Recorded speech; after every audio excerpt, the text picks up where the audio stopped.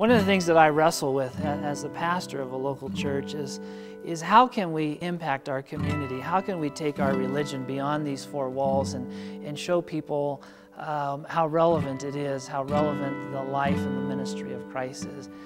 You know, something went wrong along the way. When Christianity began, we didn't have churches, we didn't have buildings, we didn't have four walls or roofs. People were just captured by a vision. They were impassioned by this man, Jesus Christ. And it tells us in the book of Acts that they would meet together in homes or by the riverside or in open air places. For them, church was not necessarily a building or a specific location. Church was the incarnate, visible presence of Christ in the community and in the lives of people. And for hundreds of years, that's what the church was all about. It wasn't until the church became institutionalized, that is, we started buying property and building buildings and accumulating tradition, that the church kind of lost its place in the world. We became more inward focused. The reality is, today, there are so many good things that are taking place by the church that happen outside these four walls that people never see about or hear about. And so what we're going to do is, through this series, we are going to put the spotlight or focus on different individuals and different ministries who are quietly out there in the community, outside this church, touching people's lives, being the physical, visual, incarnate presence of Jesus Christ in a world which desperately needs His message of love and of salvation. I think you're going to find this really exciting as you realize how many things people are doing to really bring the message of Christ into our community, beyond the boundaries of these walls. Well, my name is Steve Vigil. I'm a Vietnam-era vet. I spent some time in Vietnam, about a year. I did my tour over there as a medic. I really didn't think that I was going to wind up seeing a whole lot of action. One night a bomb went off and the whole thing lit up the sky. I hit the ground running with my medical stuff that was next to me, and I got to where these other guys were behind the sandbag, and they had a flashlight, and I took the flashlight from the guy and pointed in the guy's face that got hit. He had taken a bullet here in the middle of his forehead. Vietnam would have been probably one of those things that I probably would have overlooked, but I made a mistake in looking at his picture one night when him and his mom were sitting in the living room on the couch, and it stayed with me. To this day, I can still see him sitting on the couch, and I can see his mom. Day in and day out, this happens. I just wanted to go ahead and crawl under a rock someplace, and so I started using the drugs, and I got into some really heavy drug use. The captain found out that I had tracks up and down my arms, kind of gave me an ultimatum. One is that he could send me to Texas to dry out, or two, he could kick me back to civilian life. You don't ever ask a junkie what to do. Take the easy way out. I wasn't about ready to dry out, and I wasn't about ready to go through all the pain, so I said, kick me back to civilian life. I called the veterans in Denver, and I talked to the guy. I said, I have a problem. I went to Vietnam. I'm strung out. I need help. I was using heroin. His reply was, we didn't stick the needle in your arm. It's your problem. You work it out. And he slammed the phone down on me. I wound up using a lot of drugs, wound up overdosing. This so-called friend that I had put amphetamines and rat poison into a drink, and I had taken methadone that morning.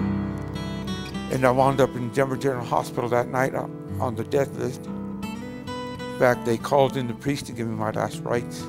My family came up to see me because they said I wouldn't live to see the morning. I went into a coma, and I stayed that way for about a month. I remember waking up an ICU, and I had to go to the restroom really bad, so I put my legs over the side of the bed. I went to launch myself out of the bed to stand up, but after a month of not using it, my face hit the floor, and everybody panicked. They ran over where I was and picked me up off the floor. I had to learn to walk again, had to learn to talk again, learn to be myself again, had to learn about myself all over again. I wound up doing an armed robbery time, but it was always in there that in my cell I found a book called Good News for Modern Men. Did not know it was the Bible. Began to read it, and it changed my life.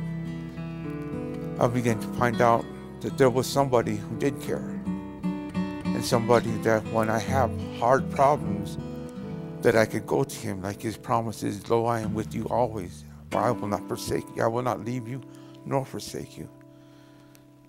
So I began to read and finding out promises that Jesus said, and I began to apply them in my life.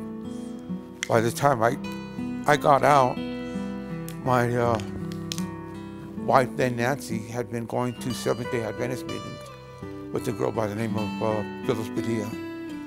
And when I got out, they were having Prophecy 21 meetings at the First Church in Denver. And I started going there, and it was there I found out a lot of truth that I never knew existed. In fact, somebody gave me some amazing facts.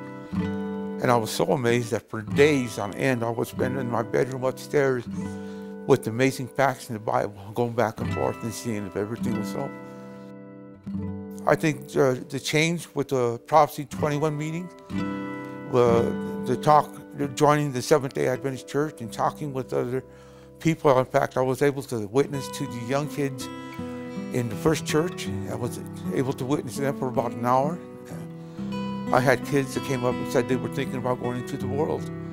But after they listened to what I had to say, they wanted nothing to do with the world. I didn't paint a picture that was pretty. I told them exactly what was going to happen to them, especially the girls if they wound up on the street using drugs.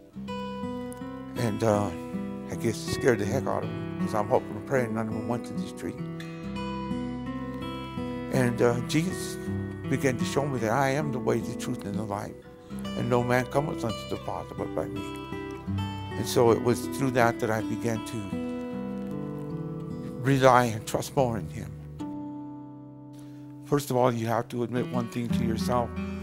Whether if you're an alcoholic, you're an alcoholic. You got problems with alcohol, you need a way to get off.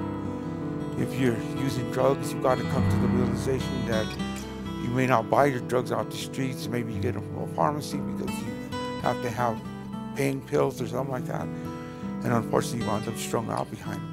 Admit the fact that you have a need for them and seek counsel either from your doctor or from your pastor or from somebody that you trusted friend who would go ahead and help you.